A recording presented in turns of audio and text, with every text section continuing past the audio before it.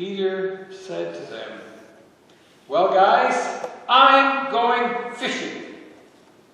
And the rest of them said, "We will go with you." They went into the boat, pushed off from shore, and that night they caught nothing. They caught nothing. The end of a discouraging night, but let me tell you the rest of the story.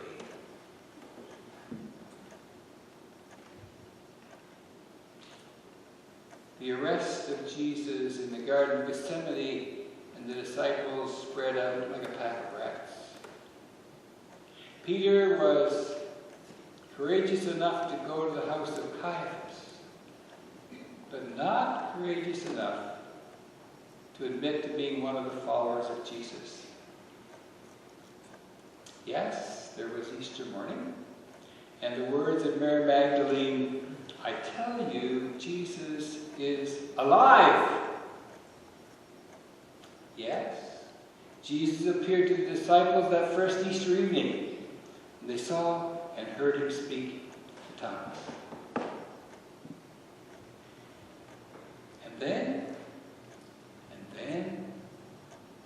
according to John's Gospel, the disciples stayed in Jerusalem for a little bit of time following the resurrection. And then they drifted back to their hometown of Capernaum on the Sea of Galilee.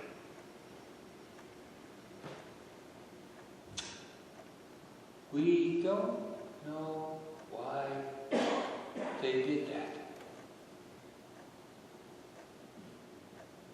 But we can imagine the gossip of the neighbors when they arrived.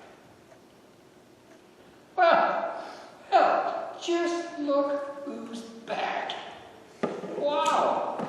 The followers of the carpenter, who thought he was the Messiah, got himself hung on a cross. Too bad, so sad, and you guys thought that you were going to be the big shots in the kingdom.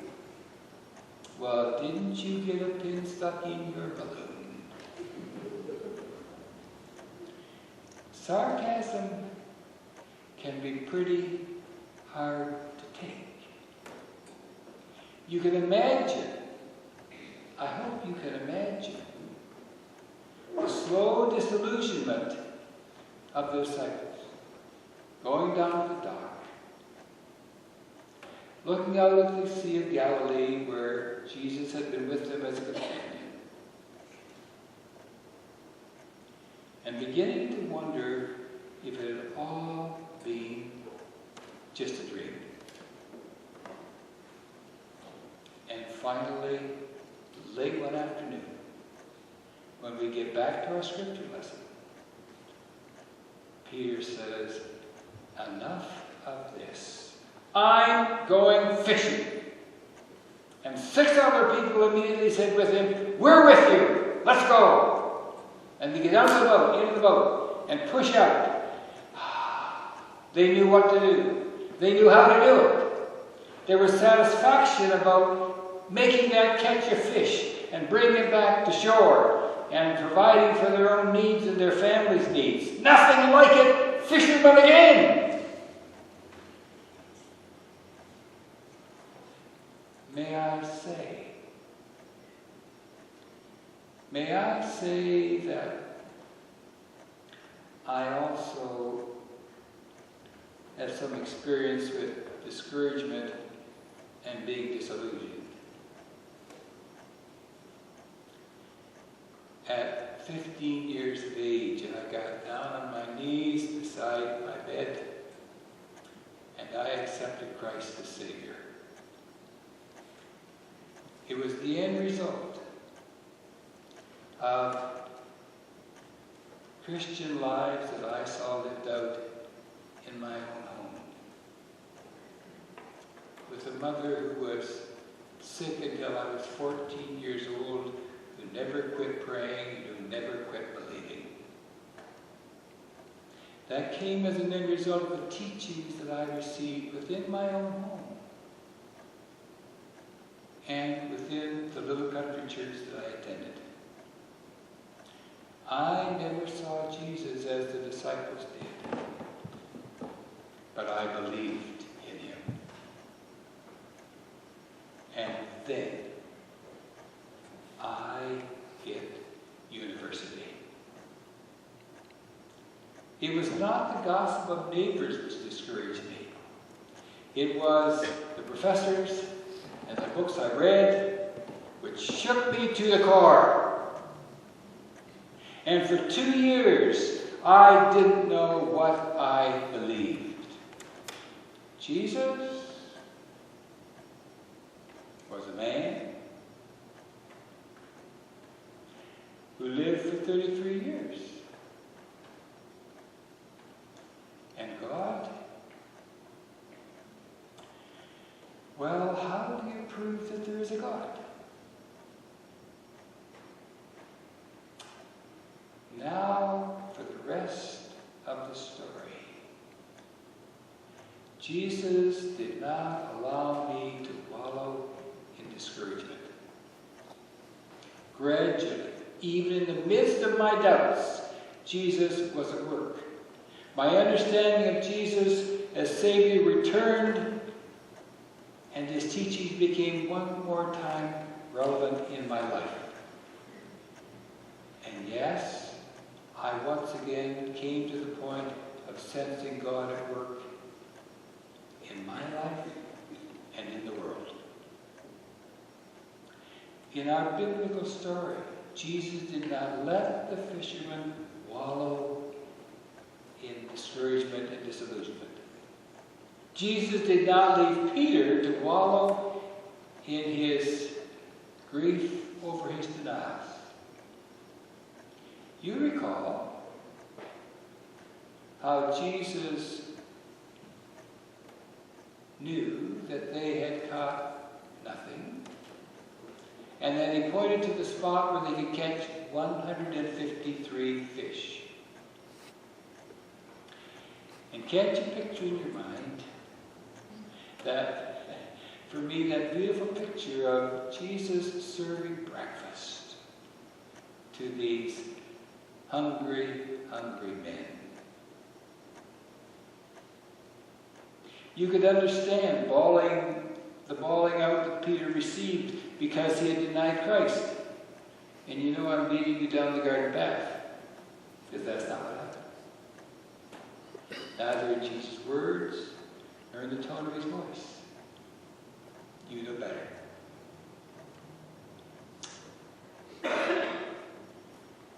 But with a sweep of the hand towards the boats and the nets, Jesus said, Simon, I called you once from these boats to follow me. And I'm asking you again. I'm asking you again. Do you love me enough to give up your steady job and reasonable comforts in order to carry on my work? Yes, I know you're discouraged. But I want you to give up fishing and feed my sheep. Take my message of love and forgiveness to the world. Certainly, folks, there are times when we get discouraged. The Christian faith would appear to be less relevant in our society today. Society is increasingly more focused on what the individual needs for his or her own comforts and pleasures. And there are signs of us becoming less empathetic as a people and a society. the temptation is, let's just go fishing and do our own thing. But today, we assemble as Christians who have the challenges of Christ ringing in our ears.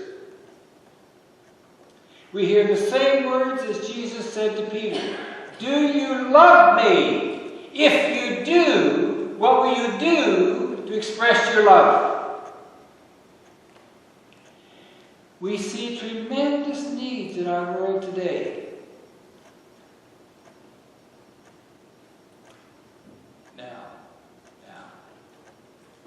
For the Christian,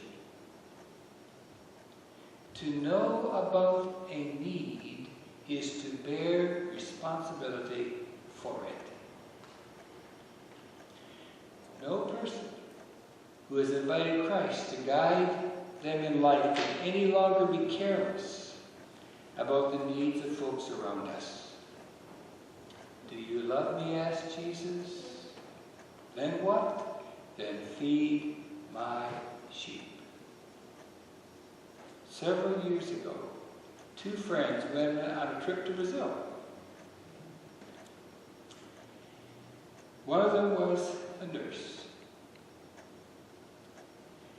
And she tells the story of a Brazilian Christian nurse one dark night in a very poor area in Brazil, walking into a shack. And she found there a woman laying on the floor, sweating from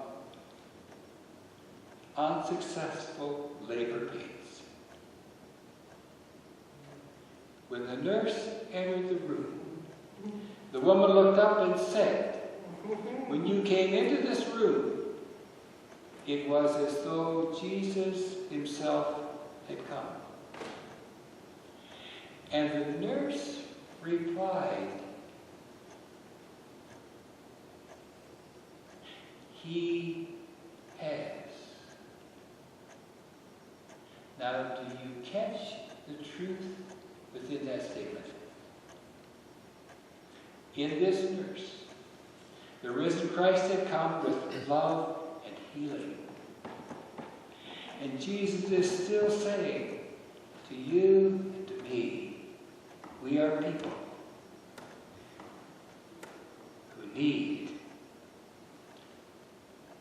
to see my love lived out through your fingertips and your lips. The reality is that the opportunities to serve and meet the needs of other people are more numerous than we can fulfill, provided we are looking for them. Basically, we have the same choice the disciples had. We can go fishing, or we can feed Christ's sheep. We can go fishing,